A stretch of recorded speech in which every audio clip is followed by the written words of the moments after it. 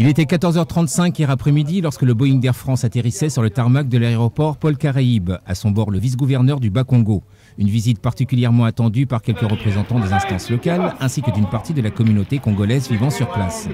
Un accueil surprise qui aura ému notre visiteur.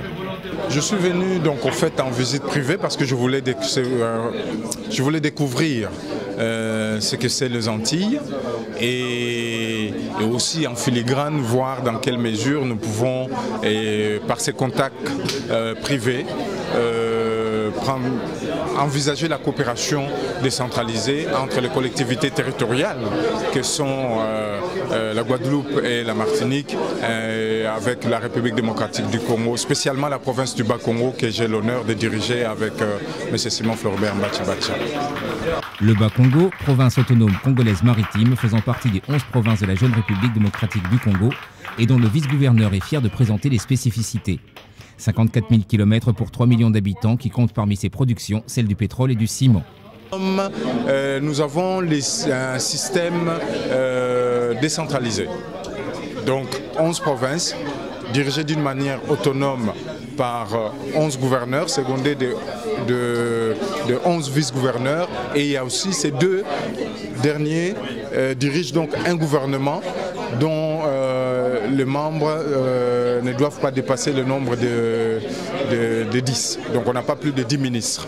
Voilà, donc c'est une démocratie. Nous avons eu l'élection présidentielle en 2006 et les élections législatives ainsi que les élections provinciales. Côté Guadeloupe, les originaires étaient particulièrement heureux de l'événement. Mettre en avant les relations entre notre île et la province est plus qu'évidente puisque les derniers convois négriers étaient essentiellement composés d'esclaves congolais. Étonnement du représentant du gouvernement du Bas-Congo lorsqu'il s'est rendu compte qu'aujourd'hui, certains descendants d'esclaves avaient gardé leur nom d'origine. Aujourd'hui, nous avons la chance d'avoir des frères qui sont ici, qui peuvent venir nous aider parce qu'ils ont l'expertise en matière de décentralisation. Par exemple, pourquoi pas? Pourquoi ne pas les faire? C'est le but, au fait, un peu caché de ma visite ici. Favoriser, en somme, en réalité, la coopération décentralisée entre les Antilles et la République démocratique du Congo, spécialement la province du Bas-Congo. D'où sont venus, d'ailleurs, on est en train de me le dire ici, certains Guadeloupéens, certains Martiniquais qui détiennent, qui ont encore les noms de chez nous comme Mavungu, Mabiala, mais ça on va en parler plus tard.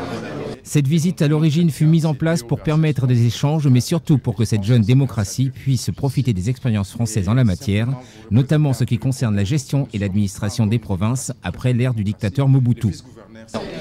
Oh, vous savez, après Mobutu, il y a eu Kabila, père. Et aujourd'hui, nous avons Kabila, fils. Les problèmes d'abord sont des problèmes d'ordre financier, je dois le dire ici.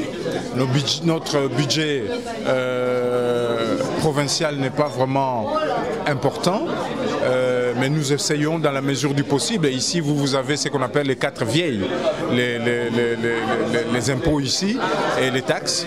Et nous, chez nous, nous avons aussi presque la même chose, les impôts sur les fonciers bâtis et non bâtis, et tant d'autres impôts. Mais nous n'arrivons pas parce que la culture fiscale n'existait pas encore chez nous. Mais du point de vue culturel, de nombreuses similitudes rassemblent les deux peuples. Je dirais tout d'abord par rapport à certains mots que je retrouve dans le créole guadeloupéen, il y a certains mots qui viennent directement du Bas-Congo, dont je suis originaire. Et deuxièmement, il y a la culture du cas. La culture du cas, je trouve aussi des similitudes parce que chez nous, on utilise souvent le tam-tam pour pouvoir exprimer l'expression qu'on ressentait. Et par rapport aussi à certains noms et certaines entités et certaines chansons aussi qui sont chantées. Donc il y a beaucoup de choses qu'on peut retrouver ici, qu'on retrouve jusqu'à aujourd'hui au Congo.